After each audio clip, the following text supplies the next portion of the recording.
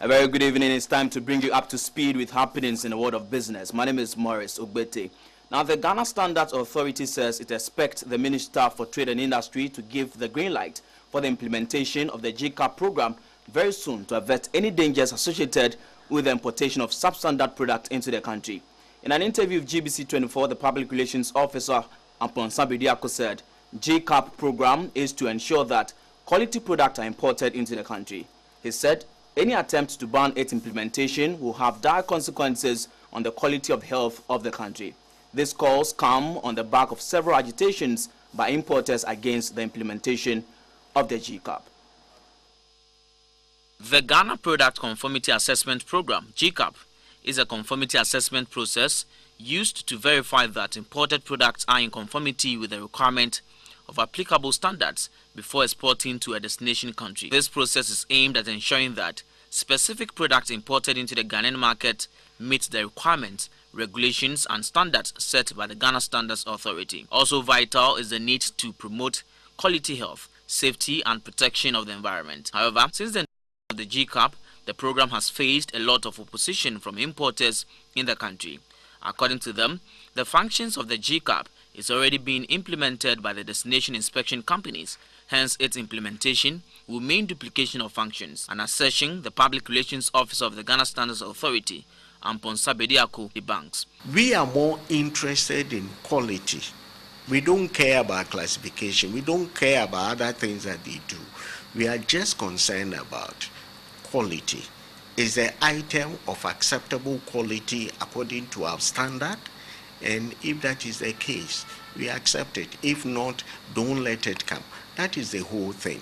Classification and other things are not matters of concern to us. According to Mr. Amponsa Bediako, a number of tests the authority conducted on some of the imported products proved that about 90% of them are substandard. We have tested some of the electrical products, and sad to say that many of them are failing. Many of them are failing. The electricals, the accessories, so many other things electrically related are not good at all.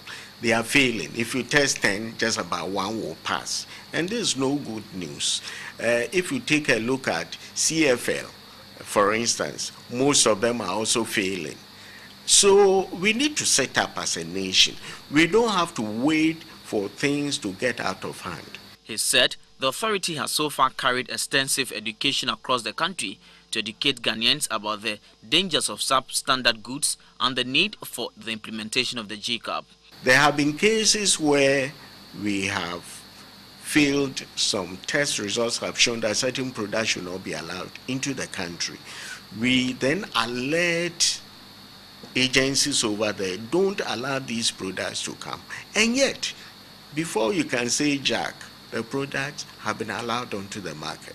So if that is the case, then why don't we stop such products from coming here by having them examined in the country of export, rather than bringing them here to create a problem for us? It's been 4 months since the Ghana Product Conformity Assessment Program was suspended by the Ministry of Trade and Industry.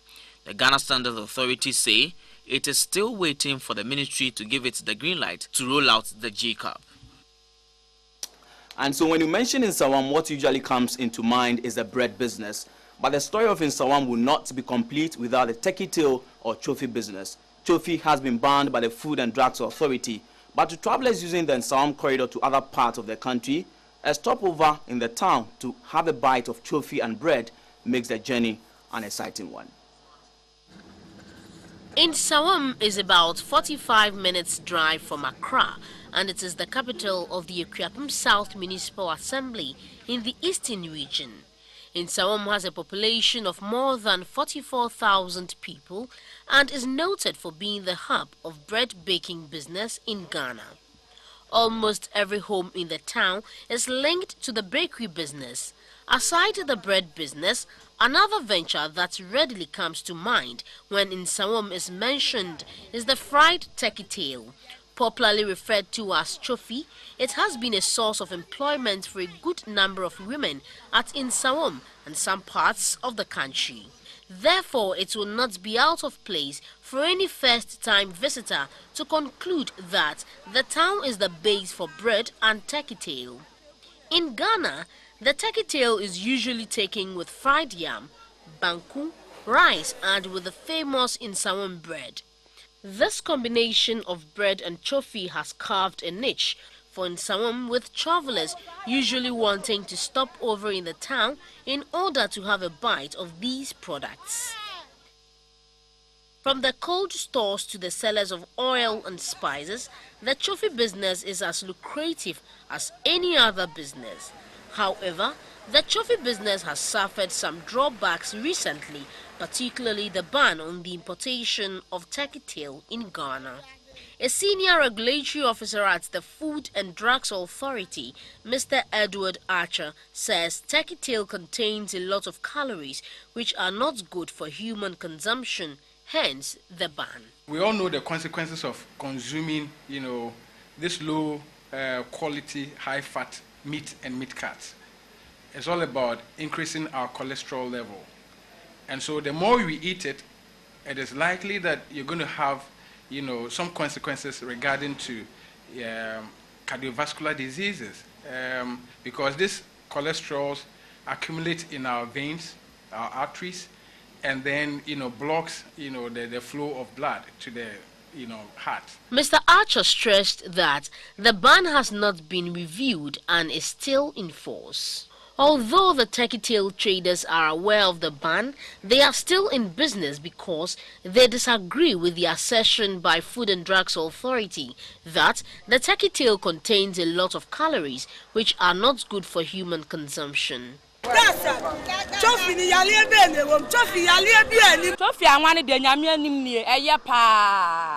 oil from the turkey tail is of good quality and you will not fall sick when you consume it.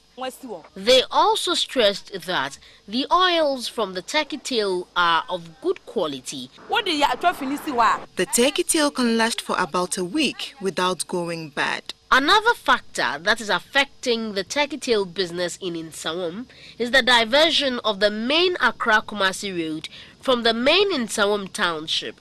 The women say they have to walk long distance to get to the new road to sell. Moving here has been very difficult because of the diverted routes. We have lost all our customers and we are also at the mercy of the weather.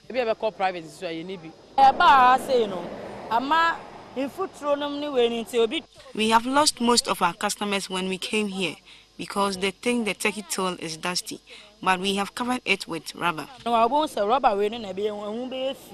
Ama Amuakon has been in the turkey tail business for the past 5 years, and she says business has been very slow recently. Because of the hike in prices of the turkey tail, our customers always complain when they come to buy. The assembly member of Ayiresu electoral area, Michael Ashiring, says the road diversion has been a blessing to people of Nsawam because it has eased the high traffic congestion and frequent accidents in the area. Previously, say December do Nsawam and that's Around December, the town is choked with traffic and there is frequent motor accidents. But since the diversion, the situation has improved. But diversion is true that they be to me city, but we can say 70% is off. He also appealed to the authorities to speed up work on the Nsawam-Suhum road to help businesses in the area to flourish. But to these women, what is of importance to them is for both the importers of the chofi or the turkey tail and the Food and Drugs Authority to dialogue and come out with some guidelines to help save the once thriving business from collapsing. Right, at this point we get to know how the local currency